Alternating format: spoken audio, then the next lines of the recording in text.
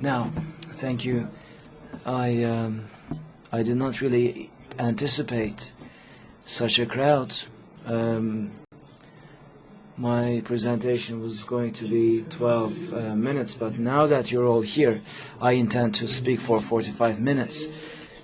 Seriously though, bipolar disorder is well known by everyone, but let us now take a look at the part of the picture that is not necessarily well observed most of the time, and I will focus on impulsivity and compulsivity disorders. My presentation will only take 15 minutes, worry not. At the beginning I'll talk about the relationship between impulsivity and BP, and then I will talk about etiology, and finally I'll be talking about clinical results and things that impact the clinical outlook and certain possible endpoints. Ozan used a similar visual. Impulsivity has certain shared views with all of these, and we have a limited number of studies on bipolar, and in DSM-5 the targets have changed, as you know, so I will focus on impulsivity in explaining bipolar disorder. Many of the conditions raised by the previous speakers are also here. Now, in impulsivity in general population, you see the N values.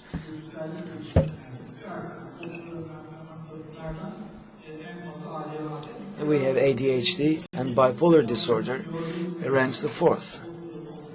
And it has a well-established link with impulsivity. In the prognosis of bipolar disorders, there are fluctuations, and there are mood disorders, mood episodes, different polars.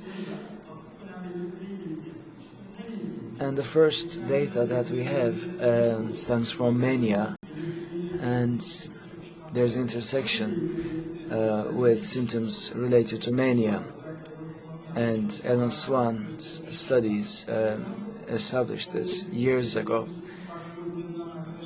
My friends talked about cognitive impulsivity.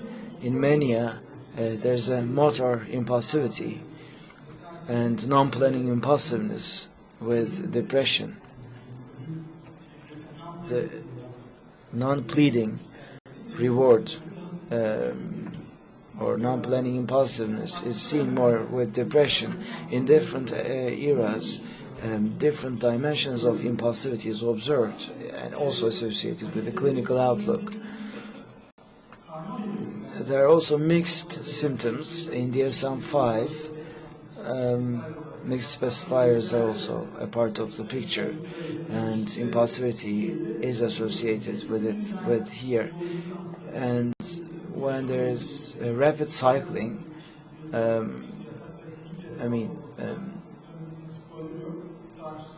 this is also controversial, but higher impulsivity scores in patients with mixed features and rapid cycling is something that we have seen.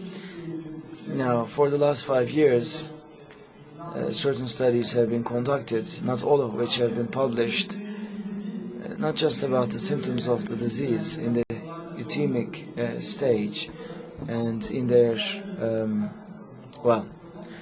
we see that impulsivity is more observed. Families of the patient, next of kin, when included to the study, you don't really know whether the subjects will be patients in the future, but compared to the control group, in the families of the patient, there's higher impulsivity. And this begs the question, and of phenotypes. This has been discussed to death. In the previous session, we talked about the accuracy or sustainability of phenotypes from a diagnostic point of view. This is a contentious issue. So, is this an susceptibility to disease for the families? This is a question. This was conducted by the 9 Eylül University. And in addition to the tests mentioned by Elif, there's the balloon risk test. It's a software. With each click, there's a balloon that is inflated. And after a while, with every click, the participant wins a certain amount of money, but the participant does not know when the bubble will burst. Once the bubble is burst, when the bubble bursts, the game comes to a conclusion. And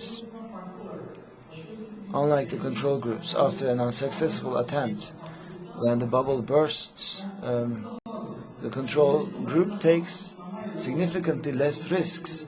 They stop inflating the balloon, but in the bipolar patients and their families, there is no significant reduction. They continue their risk-taking behavior. So despite an unsuccessful attempt, a failed attempt, there's a lack of inhibition. So they continue to take risks. And could this be an end of phenotype? Or can there be a susceptibility to the disease in the families? Is a topic for discussion. There were many other studies. In a more recent study, motor impulsivity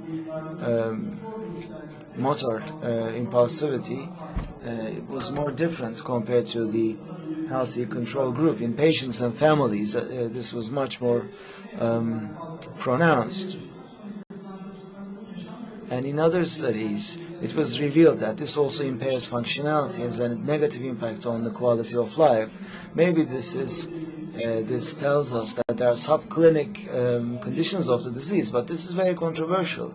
And endophenotype studies that have been conducted since 1998 do not really offer us with a differential diagnosis. New phenotypes are being defined, and maybe it's only helpful in that regard. Now let's move on to the etiology. There have also been certain studies, but actually this is the only one I could find. It's the diffusion tensor imaging, sagittal axial sections, ascending and descending paths between, there are connectivity problems here, it is alleged, and this causes impulsivity, and suicide attempts may be a signifier of that. These red pathways are healthy pathways. The red areas are where there is white matter damage, and fractional anisotropy is also found here. And when the fractional anisotropy goes down, there's more white matter damage. So here there are structural and functional disruptions in the link between amygdala and the cortex. Genetics of impulsivity.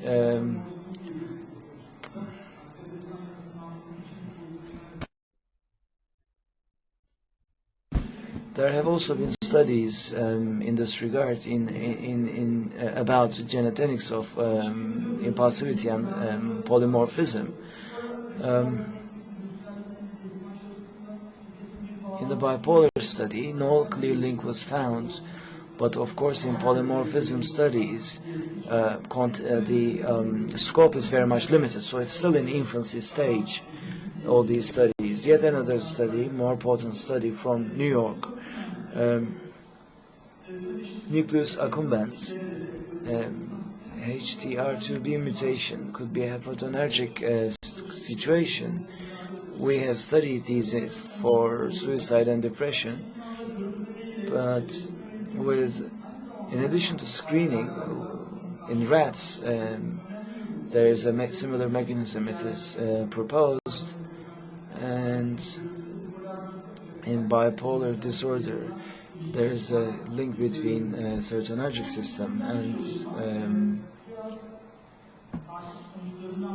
this is a study from Turkey. There is impulsivity in bipolar disorders, yes, but what are the outcomes? OCD disorders in many patients. There is alcohol abuse and suicide attempts. So these are, let's go through these one by one, because all the other problems are associated with these two, and personality disorders, criminal behaviors are also quite widespread. Let's talk about substance abuse. compared to no substance abuse. In bipolar substance abuse patients, there is more impulsivity. Alcohol and cannabis results in more impulsivity. So patients that take alcohol and smoke weed compared to no misuse patients, there is a marked increase in impulsivity. So alcohol use and cannabis use, and there's a link between impulsivity and use of these substances. Suicidality, this was also a study that was conducted in Turkey. This was revealed here. But there are methodological constraints here. We may think that there's a link between impulsivity and suicidality, but as a result of the meta-analysis, we say that the link is not as well established as we think it ought to be, because we believe that the link is less straightforward than often assumed due to inconsistencies in defining suicidality, measuring impulsivity, and differentiating between impulsivity. Yet, another area, criminal behavior. There have been studies in this regard, and there was no difference in impulsivity, but in total impulsivity scores, these patients had a higher score, and this has to do with inhibition, disruptions in inhibition of response.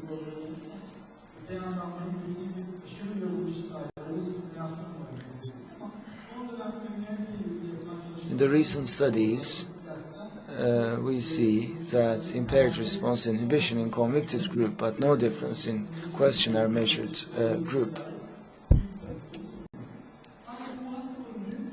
A vast majority of these patients also suffer from personality disorders. Some have been defined by or diagnosed by this, especially B-type personality disorders, also mentioned by Bahadur. These are also quite widespread. When we put all of these together, actually what we get is a modality, a trigger, maybe drug use disorder or personality disorder, alcohol use, give way to mediators and suicide attempts. And of course there's a complex relationship between all of these, and despite all the difficulties, bipolar patients, they have a structural risk during the episodes, or ethemic patients as well.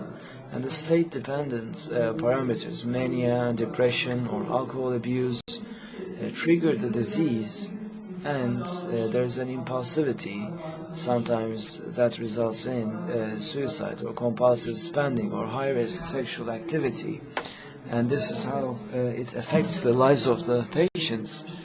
So it seems as if there's a risk that is propelled by the underlying traits. So in conclusion, we can say that there is higher impulsivity score among BP patients and their relatives than HC. Impulsivity is related with alcohol substance use disorders, suicide and personality disorders in patients with BP. An endophenotype concept could provide a better framework for understanding the etiology of impulsivity. Thank you.